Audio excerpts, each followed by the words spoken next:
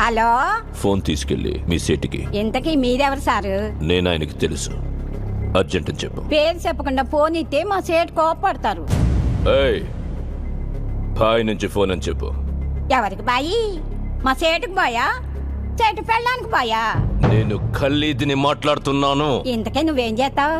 నా గురించి తెలీదా నీకు? టీవీలో చూడలా? టీవీలోనా? ఏ సీరియల్లో వస్తా? మారుతుంగా సాలి. కేకరే గుచ్చా? నేను అహితుంగే ఫోను. సరే, మీ సేట్ ఇంట్లో ఉన్నాడా లేడా? ఇంట్లో లేడు, బయటకెళ్ళాడు.